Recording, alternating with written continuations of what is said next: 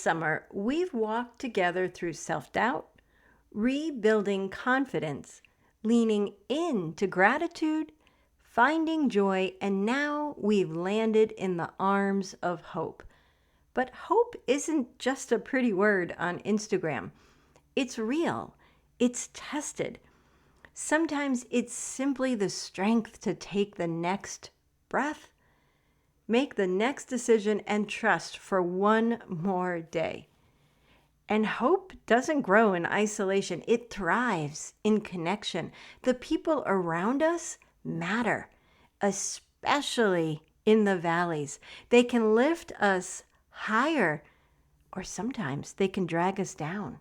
So today, we are resting on hope, real hope, the kind that anchors us in God's promises, carries us through those valleys, and reminds us that we are never walking alone. All right, my sweet, and I truly believe that my customizable prayer journal is the most heartfelt and effective tool to help you through this journey. Choose the Bible verses that resonate with you this season. You'll find the link to my Etsy boutique in the show notes. So grab your tea, find a cozy spot, and settle in. Let's talk about the hope that carries us through. Do you find yourself struggling with constant anxiety, stress, or burnout? Maybe you're navigating through overwhelming waves of sadness or darkness. Has someone allowed you to believe that you're unworthy? Well then, we're here to debunk those beliefs and help you to overcome them. Hello, my friend, and welcome to the Radiance from Within podcast, guiding Christian women to build their confidence and self-worth. My name is Heidi, and I'm so excited to have you here.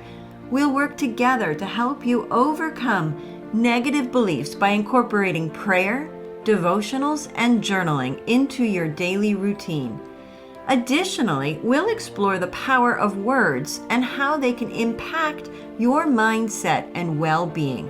Because when you unleash your inner peace, you will find the desire and strength to spread kindness and compassion. Join me each week and unlock your radiance from within. Discover your power and strength and embark on a journey of self-discovery and empowerment.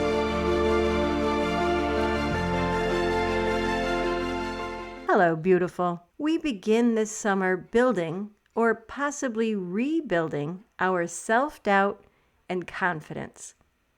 Organically, that grew into gratitude, joy, and now has landed in the lap of hope. It just happened that way. And it was a beautiful arc how it all came together. So here we are, resting on hope, leaning on it during times when we're going through valleys. Looping back to acknowledging that perhaps and most likely there is still work to be done piece by piece to turn that doubt into confidence. And one of the ways we do that is through a fancy word I learned this week, interconnectedness, which in plain terms means connection. When we're going through valleys and struggles, feeling self-doubt and a lack of confidence, we need our friends to lift us up. When my Instagram algorithm is showing me the right content, I see it all the time. Being around the right people helps you rise instead of fall. And if, my sweet, you have someone who's bringing you down, pushing you down, or not supporting you, well, then guess what? Bye-bye. Okay, Heidi, calm down. Step down from your soapbox. Hey, who's editing this script anyway? All right, let's continue. In short, as humans, we need a community. And when we have the right balance, hope thrives in that environment. It shows us what we live for and what we fight for. Hope. I want to take a quick step back for a sec. We've been talking about hope from an emotional perspective, but after about 4.5 years of course script writing, I am well aware that some of you need logical answers and descriptions. So let's delve into a few details. According to the dictionary, hope is a feeling of expectation and desire for a certain thing to happen. Hope sees the potential in a situation, but we know that it does much, much more than that. Listen to these synonyms: aspiration, desire, wish, expectation, ambition, aim, plan, dream, and daydream. Ah, dreams. Someday we'll find it, the rainbow connection, the lovers, the dreamers, and me. Oops, I digress. I started daydreaming back to 6th grade there myself. But remember, hope isn't some warm, fluffy bit of happiness. Did you hear some of those other words? A desire. So let's plug it into a more productive sentence. Rephrased, hope can be described as a goal that involves both wanting to achieve it and believing you can do so. The key to all of this is to understand that hope is essential for living, meaning without it, we're not only stagnant, but we also lose our will to live entirely. So what are a few other reasons that hope matters so much? Well, for one, it's not a wish, but a confident trust. There's that word trust again. But it's true. Hope sustains us as our anchor. While yes, I'd love to live in a world full of lollipops and rainbows, suffering, unfortunately or fortunately, serves a purpose. And by the grace of God, it shapes our perspective and the lens through which we view it. And 2 Corinthians truly affirms this for us. So close your eyes for a moment and listen to these thoughtful words. All praise to God the Father, Father of all mercy, God of all healing counsel. He comes alongside us when we go through hard times. And before you know it, He brings us alongside someone else who's going through hard times so that we can be there for that person just as God was there for us. Amen. Did you hear that? Or did it pass quickly by? Let me say that again. He comes alongside us during difficult times, and before you know it, He guides us to someone else going through hard times so we can support them just as God supported us. This is the beauty of God's design. Our pain is never wasted because He shapes us in the struggle and then uses us to shape others. And one of the ways He does that is in the valleys. The potter shows us how the deepest shaping happens in those low places, reflecting how God works in our toughest moments. Just like the clay is shaped in the potter's hands, we are molded in the valleys of life, where God's purpose often becomes clearer. Jeremiah describes it so beautifully. So I went to the potter's house, and sure enough, the potter was there working away at his wheel. Whenever his pot turned out badly, the potter would simply start over and use the same clay to make another pot, shaping it as seemed best to him. Then God's message came to me. Can't I do just as this potter does for the people of Israel? God's decree. Watch this potter. In the same way that this potter works his clay, I work on you, people of Israel. My sweet, valleys aren't just challenges. They're places where God shapes and reshapes us according to His purposes, His plan. And through those valleys, of course, we experience sorrow. Still, sorrow can be restorative.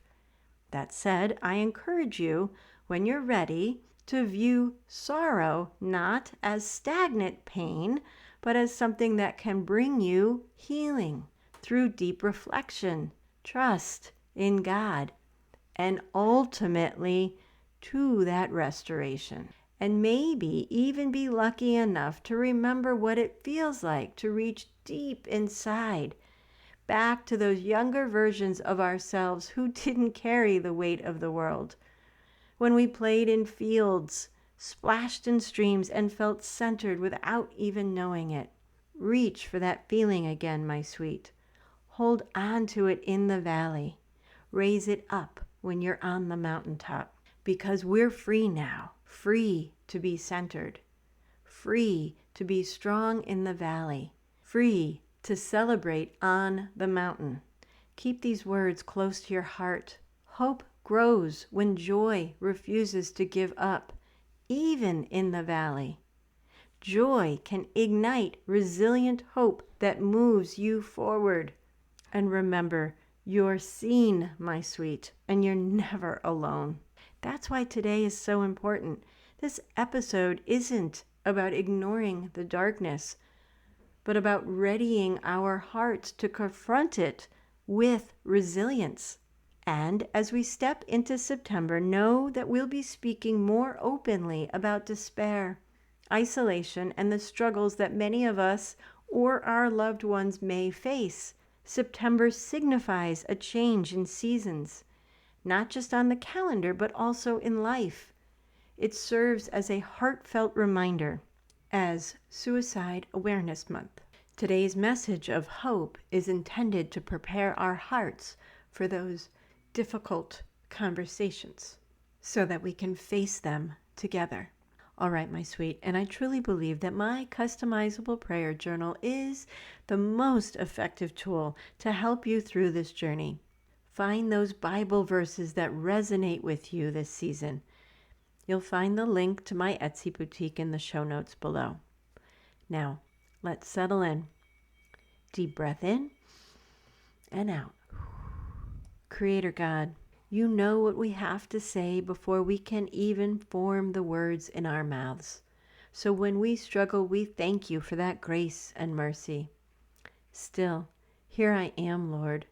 I am yours to do your bidding. I am ready to be shaped by you, to be led by you. I am open to receiving joy and hope in my heart, and I will do so with gratitude each and every day. May I be the beacon of light for someone else. May I remember to reach out my hand when someone needs it. And may I be reminded to live as Jesus lived. I lift all of this up in Jesus' name. Amen. As we come to a close, I want to share a few more words that reflect the heart of today's message, a reminder that we are clay in the potter's hands, shaped and guided by his love. Take me, mold me, use me, fill me. I give my life to my potter's hands. Call me, guide me, lead me, walk beside me. I give my life to the potter's hands. And until we meet again, beautiful, I believe in you. Now, it's your turn. Thank you for joining me on today's podcast. But before you go, a simple request. If this podcast has made a difference in your life, please leave a review where you listen and share this episode with someone who could use a little light today. Knowing my show has impacted your life brings me so much joy. Remember to explore my Etsy boutique to discover the workbook you need most this month.